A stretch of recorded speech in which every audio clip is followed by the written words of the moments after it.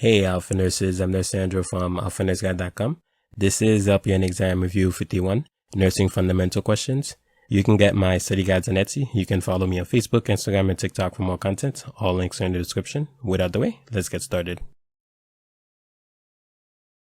Question 1. Which early responses indicate to the nurse that the patient is experiencing hypoxia? Select all that apply.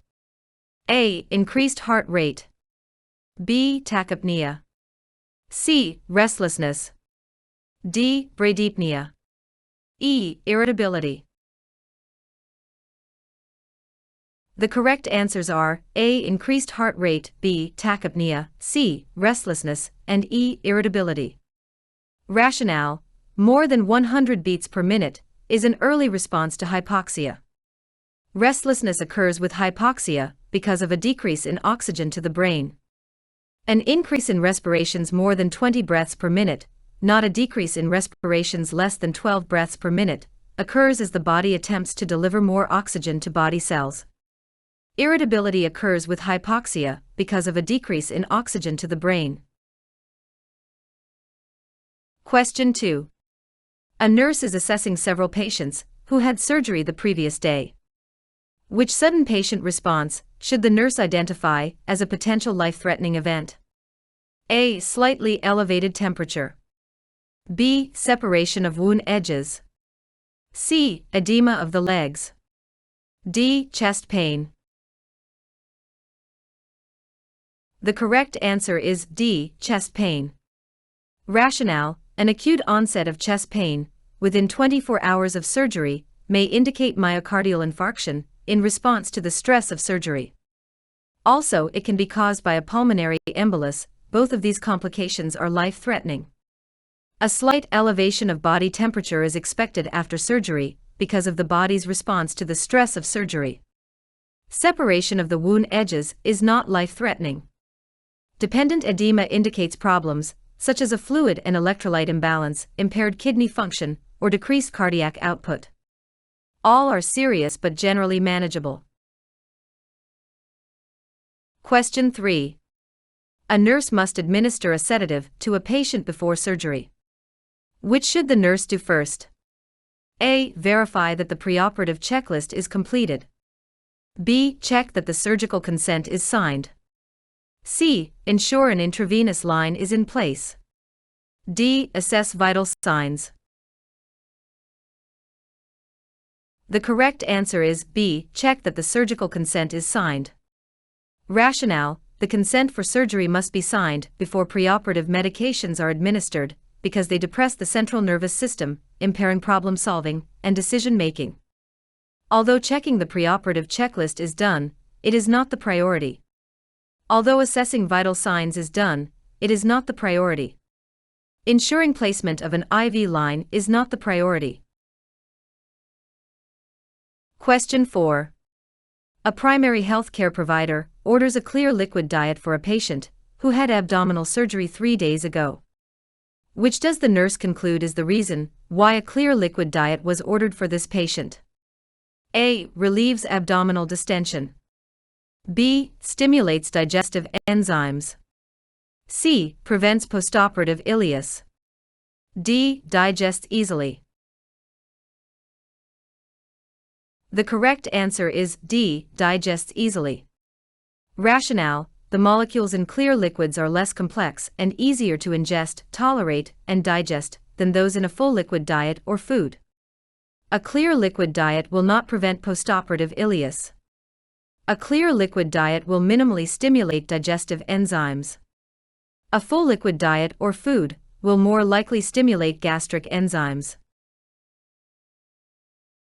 Question 5. A nurse causes harm to a hospitalized patient because of improper use of medical equipment.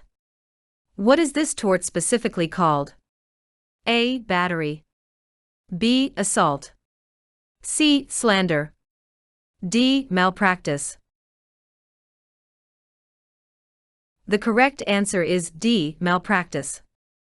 Rationale: malpractice is misconduct, an act of commission or omission performed in professional practice that results in harm to another.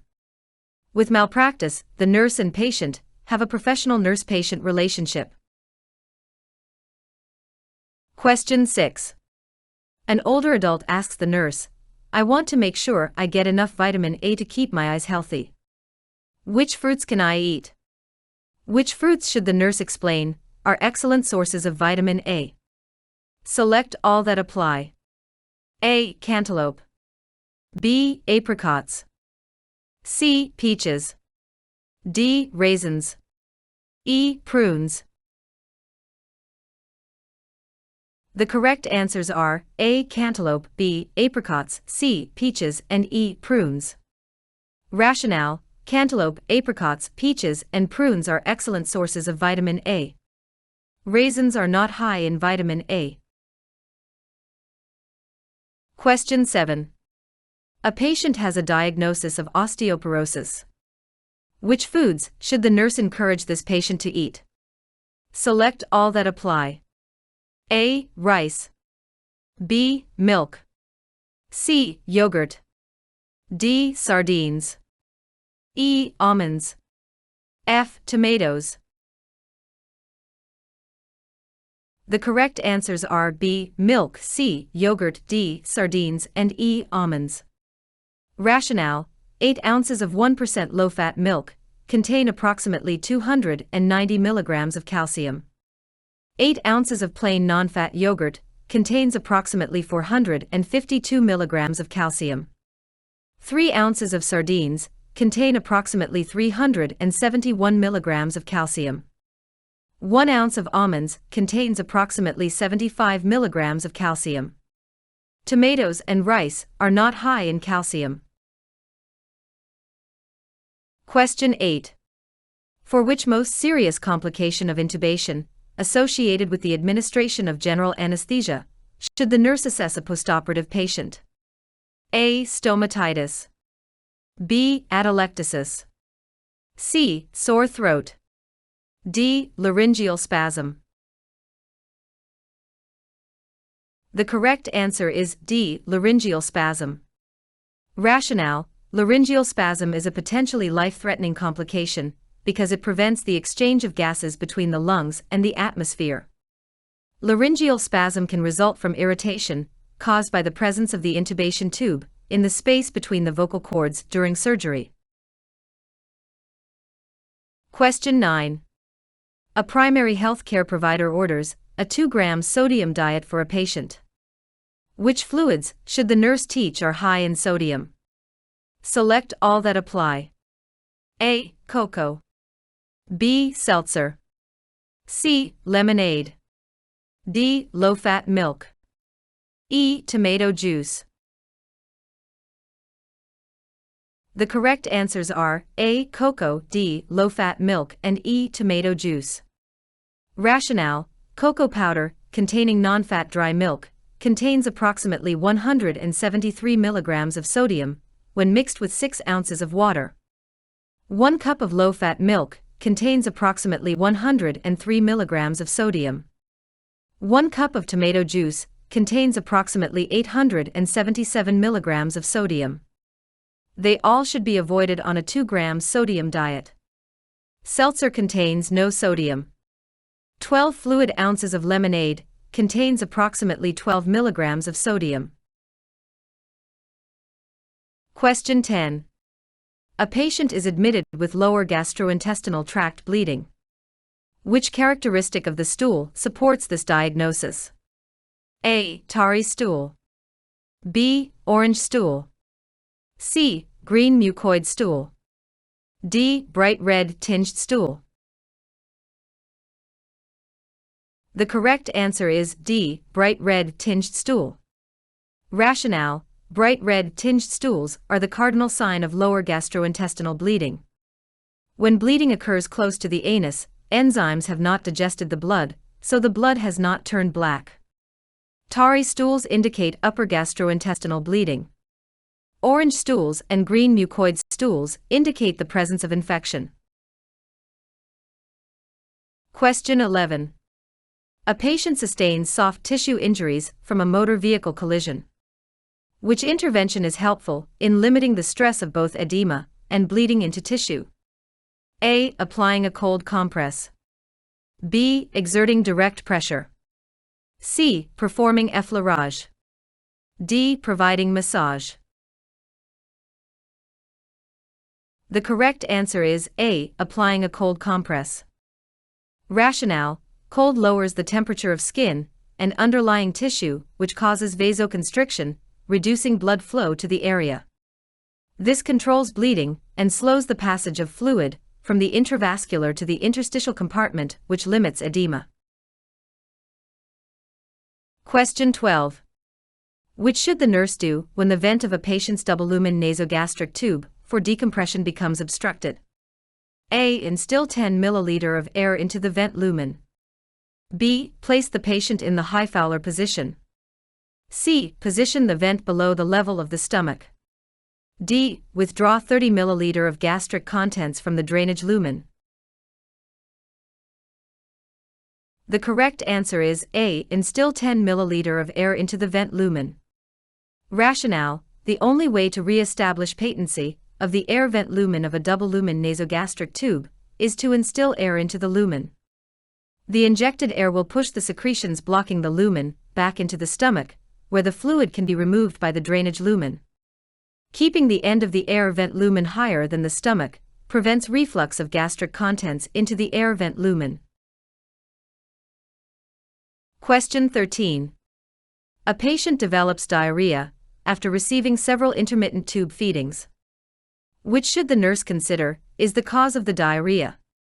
A. A high osmolarity of the feeding. B. An inadequate volume of the feeding. C. Failure to test for a residual before the feeding. D. Lying in the high Fowler position during the feeding. The correct answer is A. A high osmolarity of the feeding. Rationale: a tube feeding formula usually is hypertonic, which exerts an osmotic force that pulls fluid into the stomach and intestine, resulting in intestinal cramping and diarrhea. An inadequate volume of the feeding may result in fluid volume deficit and malnutrition, not diarrhea. Failure to test for a residual before the feeding may result in vomiting, not diarrhea. Question 14. A nurse is providing dietary teaching for a patient who is a pure vegan. Which food combinations that are substitutes for a complete protein should the nurse include in the dietary teaching? Select all that apply. A. Pasta and peas. B. Yogurt and fruit. C. Bread and cheese. D. Legumes and rice. E. Peanut butter and jelly. The correct answers are A. Pasta and peas and D. Legumes and rice. Rationale: pasta is made from grains and peas are legumes, which together provide amino acids that make a complete protein. Complete proteins supply all 8 essential amino acids. Rice and legumes lack different amino acids. When these foods are combined, they substitute for a complete protein. Question 15. A nurse is administering medication to an older adult. A decrease in which of the following increases the risk of drug toxicity in this patient? A. Serum calcium level. B. Red blood cell count. C. Glomerular filtration. D. Frequency of urination. The correct answer is C. Glomerular filtration. Rationale: the glomerular filtration rate is reduced by as much as 46% at 90 years of age. In addition, decreased cardiac output can reduce the amount of blood flow to the kidneys by as much as 50%. When the glomerular filtration rate declines, the time necessary for half of a drug to be excreted increases by as much as 40%, which places the older adult at risk for drug toxicity.